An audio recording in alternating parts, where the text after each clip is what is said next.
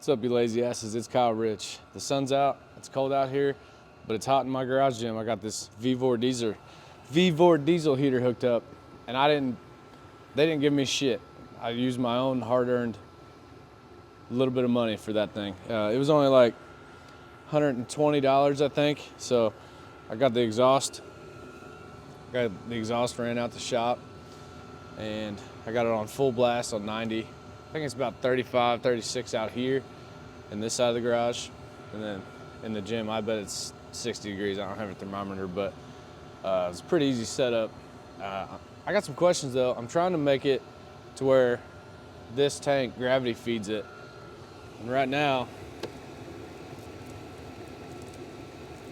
I got this little adapter right here. I drilled into the fuel cap, but it's not working out very well. So does anyone have any recommendations on how I can make that gravity feed? That would be 15 gallon in there, 2 in there, so it essentially could run for 17 days straight, keep the gym warm. But this thing is surprisingly quiet. So there's the output. It's pumping out pretty warm air. I got it set on 90. I think it's about 65 in here, but I could be wrong. But let me know in the comments. Thanks.